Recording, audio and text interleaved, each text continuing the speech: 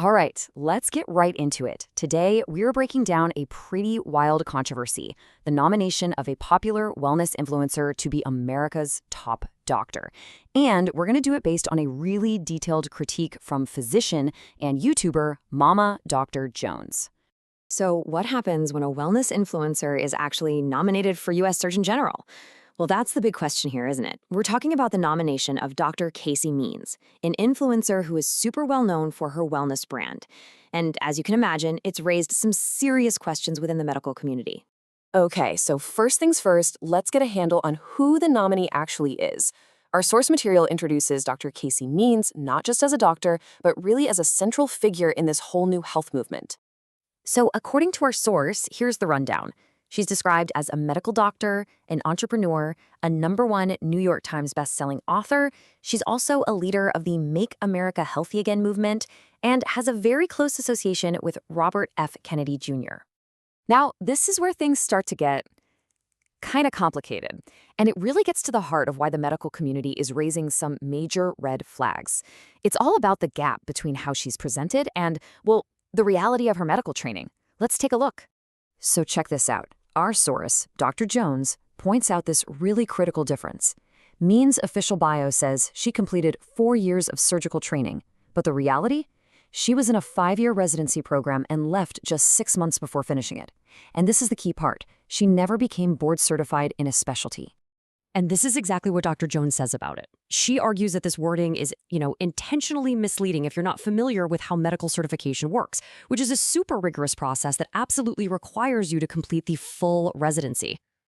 Okay, let's move on to the Senate hearing, because this is where the story really builds.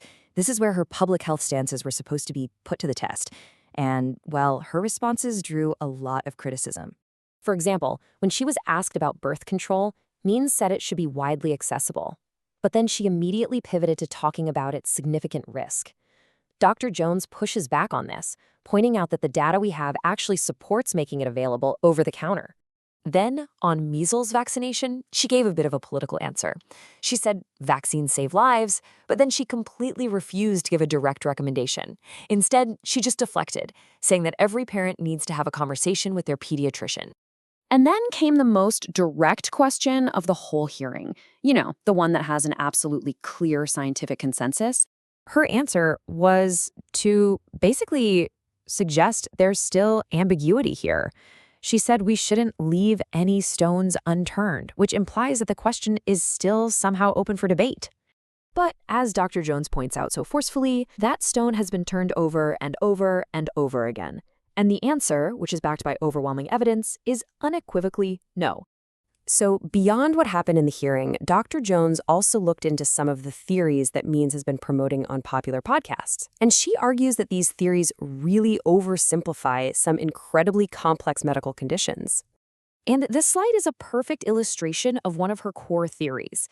She presents polycystic ovarian syndrome, or PCOS, as this really simple, reversible pipeline that's just caused by your diet. But Dr. Jones critiques this as a massive oversimplification that honestly ends up just blaming patients. Yeah, Dr. Jones really highlights how this framing reduces a super multifaceted endocrine condition down to just a personal failing. Means also talks about this idea of an estrogen stew from environmental toxins that's causing hormonal chaos. Dr. Jones questions this logic, though. She asks, if this were true, why aren't we seeing the predicted widespread effects across the entire male population? It's a fair question. So this brings us to the most crucial point. What is the actual job of the Surgeon General? And why does this whole pattern of ambiguity really matter? Well, during the hearing, when she was asked about the safety of antidepressants in pregnancy, Means justified her vague answer by saying this, claiming she couldn't make blanket recommendations. And Dr. Jones's response just cuts to the absolute core of this entire critique. She says, that's the Surgeon General's job. Making clear, evidence-based blanket recommendations for the public's health, that is the fundamental duty of the Surgeon General. Think of it this way. The warning label on a cigarette pack, that's a blanket statement, and it's the job of the nation's doctor to provide exactly that level of clarity to protect the public. So this leaves us with a final, really critical question. In a world that is already full of complex and confusing health information, What's the actual cost of choosing ambiguity over clarity in our highest public health office? When public health isn't clear, who really gets hurt?